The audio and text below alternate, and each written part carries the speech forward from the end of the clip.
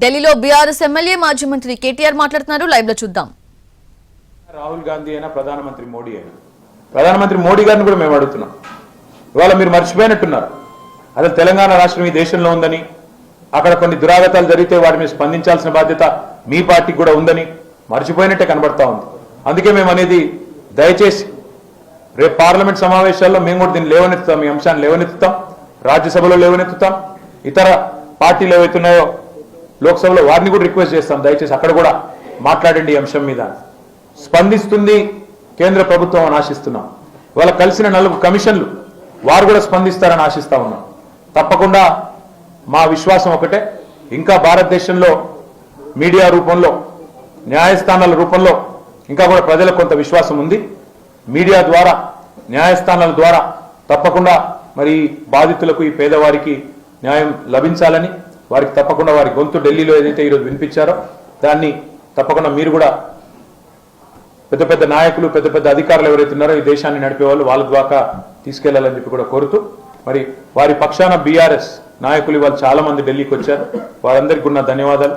అదేవిధంగా ఈ పోరాటంలో చివరి దాకా, అంటే వాళ్ళ కుటుంబ సభ్యులకు బెయిల్ వచ్చి జైలు నుంచి విడుదల అయ్యేదాకా, అదేవిధంగా ఈ పోరాటం ఒక అర్థవంతమైన ముగింపుకు వచ్చేదాకా మేము తప్పకుండా వారి వెంబడిని ఉంటాము. 100% ముమ్మాటికి. ఒక దగ్గర జరగట్లేదు ఈ పోరాటం, కొడంగల్లో, సంగారెడ్డి జిల్లా న్యాల్కల్లో కూడా జరుగుతూ ఉంది. ఇంకా 20 ఫార్మా విలేజ్లు ఎక్కడెక్కడైతే వీరు ప్రతిపాదిస్తున్నారో అక్కడక్కడ ఇప్పటికీ గొడవలు జరుగుతూ ఉన్నాయి. నిన్నగాక మొన్న సబితక్క కాన్స్టిట్యున్సీలో అనవసరంగా వేస్తున్న ఒక 340 ఫీట్ల రేడియల్ రోడ్ మీద అక్కడ రైతులు తిరగబడ్డారు. RRR ఆ రైతులు అక్కడ భువనగిరిలో, ఆలేరులో, మునుగోడులో అక్కడ రైతులు ఆక్రోశిస్తున్నారు.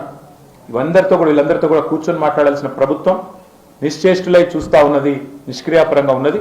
తప్పకుండా వారు స్పందించాలి, ఇకనైనా ముందుకు రావాలని కోరుతాం. ప్రభుత్వ హయాంలో కానీ, ప్రత్యేకించి కేసీఆర్ కానీ, మీరు కానీ అభివృద్ధికి సంబంధించి పెట్టుబడుల విషయంలో పెద్ద ఎత్తున కృషి చేశారు. దాన్ని ఎవరు తప్పదలుచుకోలేదు. అదే సందర్భంలో ఫార్మా సిటీ పేరుతో తెలంగాణ అభివృద్ధికి కూడా మీరు ఒక ప్రయత్నం చేశారు. అలాంటి మీరు ఇప్పుడు ఫార్మా విలేజ్ వచ్చేదాన్ని వ్యతిరేకించడం. ఫార్మా విలేజ్ కు మేము వ్యతిరేకమని నేను చెప్పడం లేదు, మీరు ఒకటి జాగ్రత్తగా వినండి. ఫార్మా సిటీ కోసం ఆ రోజు భూములు సేకరిస్తున్నప్పుడు ఇదే కాంగ్రెస్ పార్టీ వాళ్ళు, ఇదే రేవంత్ రెడ్డి గారు ఇచ్చిన స్పీచ్లు నేను మీకు పంపిస్తాను. వెంకటరెడ్డి గారు, ఈరోజు మంత్రిగా ఉన్న వెంకటరెడ్డి గారు, రేవంత్ రెడ్డి గారు, మల్రెడ్డి రంగారెడ్డి గారు, కోదండరెడ్డి గారు, ఒక్కరు కాదండి, భట్టి విక్రమార్క గారు, సీతక్క గారు, ఒక్కసారి కాదు పలుమార్లు కందుకూరులో, యాచారంలో విస్తృతంగా పర్యటించి ప్రజల్ని రెచ్చగొట్టి ఫార్మా అంటేనే కాలుష్యం, ఫార్మా అంటేనే విషం అని జనం మనసులో విషం నింపిందే వారు. దానివల్ల ఏం జరిగింది ఈరోజు? సరే, మాకు 8 ఏళ్ళు పట్టింది ఫార్మా సిటీ కోసం ల్యాండ్ ఎక్వైర్ చేయడానికి. అయినప్పటికీ ఒప్పించి మెప్పించి మొత్తానికి 14,000 ఎకరాలు సేకరించి అక్కడ ఉండే పేదవారికి కూడా ఒక విశ్వాసాన్ని కల్పించి చివరికి కేంద్ర స్థాయిలో ఇక్కడ ఉండే మినిస్ట్రీ ఆఫ్ ఎన్వైర్న్మెంట్ ఫారెస్ట్ కూడా ఎన్వైర్న్మెంట్ క్లియరెన్స్ కూడా సాధించాం. ఒక ఫౌండేషన్ వేసి ముందుకు పోవాల్సింది. దాన్ని మేము ఎలక్షన్లు ఉన్నాయి, ఇప్పుడు అనవసరంగా ఈ టైంలో మళ్ళీ పొలిటిసైజ్ చేస్తారు, రాజకీయం చేస్తారనే పక్కకు పెట్టాం. ఈరోజు అక్కడికి వచ్చి అదే 14,000 ఎకరాల్లో ఫ్యూచర్ సిటీ అని, AI సిటీ అని, ఇంకేదో పేర్లు పెట్టారు, 4th సిటీ అని రియల్ ఎస్టేట్ చేస్తున్నారు ఒకవైపు. రెండోది ఏం చేస్తున్నారు? Pharma village. KCR pharma city అన్నారు కదా, ఆయన ఆనవాళ్ళు ఉండొద్దు కదా, దాన్ని రద్దు చేసి ఫార్మా విలేజ్. కొడంగల్లో వీళ్ళ రైతులు ఏమడుతున్నారు? ఇప్పుడు అమ్మాయి ఏమడిగింది? నువ్వే చెప్తావు కదా ఫార్మా అంటే విషయం అని, రేవంత్ రెడ్డి చెప్పినాడు కదా, మరి వాళ్ళు ఎమ్మెల్యే, ఆయన వచ్చి చెప్పాలి కదా, లేదమ్మా ఆ రోజు నేను తప్పు చెప్పాను, తప్పుడు కూతలు కూశాను, నేను రాజకీయం కోసం అబద్ధాలు చెప్పాను, ఈ రోజు నేను చెప్తున్నాను, ఈ రోజు నేను చెప్పేది నిజం, నన్ను నమ్ము అని లగిచర్లకు వచ్చి మాట్లాడమనండి. ఎమ్మెల్యే కాదా? 9 నెలల నుంచి టైం లేదా? వచ్చి మాట్లాడమనండి. మేము అభివృద్ధికి వ్యతిరేకం కాదు, కానీ ప్రజల మీద దౌర్జన్యపూరితంగా, అంటే నువ్వు భూమి ఇవ్వకపోతే నేను తొక్కుతాం. ఎవడండి తిరుపతి రెడ్డి? అడ్రస్ లేని గొట్టంగాడు వచ్చి ఇది ఆగదు, ఫార్మా ఆగదు, నువ్వు ఎవడివి చెప్పడానికి? నీకేం హక్కు ఉంది? ఇష్టారీతిన ఇవాళ ప్రజల మీద జులుం చేయడానికి ఎవరైనా, అది దానికి వ్యతిరేకంగా ఉన్నాం. ముఖ్యమంత్రి ఎందుకు పిలవట్లేదు? ముఖ్యమంత్రి ఇవాళ ఆయన కాన్స్టిట్యున్సీ రగిలిపోతుంటే, రోమ్ నగరం తగలబడుతుంటే ఆయన ఎవరో ఫిడేల్ వాయించినట్టు ఈయన మహారాష్ట్రలో ప్రచారం చేస్తాడా? కనీసం కాన్షియస్నెస్ లేదా? హృదయం లేదా? అది మేము అడిగేది. ఎందుకు? ఇప్పుడు మల్లన్న సాగర్లో మీకు గుర్తు చేసుకోండి, మేము భూసేకరణ చేస్తుంటే ముత్యం రెడ్డి గారిని ఒక RDO మీద అక్కడ ప్రజలు కోపంలో పోయి ఆయన మీద పెట్రోల్ పోసారు, కానీ మేము కేసు పెట్టలేదు. ఎందుకంటే ఆవేశాలకు లోనవుతారు ప్రజలు. ప్రాజెక్ట్ యొక్క విలువ వారికి ఎక్స్ప్లెయిన్ చేసి ఇవాళ ఇదే ముఖ్యమంత్రి కదా కాళేశ్వరం కొట్టుకుపోయింది అన్నాడు, మళ్ళీ అదే మల్లన్న సాగర్ నుంచి నీళ్ళు తెచ్చుకుంటున్నాడు. అందుకే నేను చెప్పేది ఏమంటే ఏదైనా ప్రాజెక్ట్ నిజంగా జాతి ప్రయోజనాలకు సంబంధించి విస్తృత ప్రయోజనాలకు సంబంధించిన ప్రాజెక్ట్ వస్తే ప్రజలను ఒప్పించి మెప్పించి వారి మనసు గెలిచి చివరి తెచ్చుకోవాలి.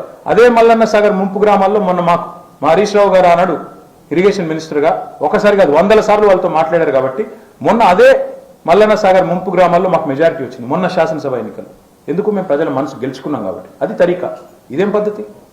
ఇంటికి పోయి అర్ధరాత్రి ఇండ్ల మీద పడి తలుపులు పగలగొట్టి వాళ్ళను ఆడవాళ్ళని చూడకుండా ఇష్టం వచ్చినట్టు వ్యవహారం చేసి తాగిపోయి ఇది ఎక్కడ పద్ధతి? ఇది రాజ్యాంగబద్ధమనా?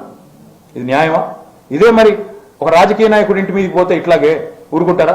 ఈ రోజు రేవంత్ రెడ్డి మొత్తుకుంటా ఉంటాడు కదా, నన్ను 3 గంటలకు వచ్చి అరెస్ట్ చేశారు అంటే నీకు జరిగితే ఒకటి, వాళ్ళ మా ఆడబిడ్డలకు జరిగితే తప్పు ఇంకోట పద్ధతేనా? అది మా అభ్యంతరం. అయ్యా నేను ఇప్పుడు మళ్ళీ చెప్తున్నా మీకు 5 ఏళ్ళు సరే, అది రిమాండ్ రిపోర్ట్ కాదు, రేవంత్ రెడ్డి డిమాండ్ రిపోర్ట్.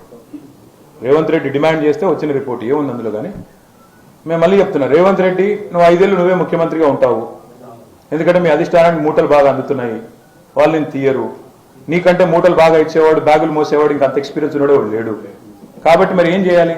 ఖచ్చితంగా నువ్వే ఉంటావు, నీకు నెంబర్ ఉంది, ప్రజాస్వామ్యం, మేము ఒప్పుకుంటాం, నువ్వే ముఖ్యమంత్రి ఉండు, కాంగ్రెస్ 5 ఏళ్ళు ఉండని, మాకు అభ్యంతరం లేదు. నిన్ను అస్థిరపరచాల్సిన అవసరం మాకు లేదు, ఎందుకంటే 5 ఏళ్ళు నువ్వే ఉంటే నెక్స్ట్ 10 years మేమే ఉంటాం, మాకు కూడా తెలుసు. నిన్ను అస్థిరపరిస్తే మాకే నష్టం. కాబట్టి ఆ ప్రయత్నం మేము చేయబోము. నువ్వు వీళ్ళ కష్టం విను, మా సంగతి తర్వాత. 30 మంది పైచిలకు రైతులు ఇవాళ అరెస్ట్ అయ్యి జైళ్లలో మగ్గుతున్నారు. మేము పోయి స్వయంగా చూసాం, వాళ్ళని కొట్టారు.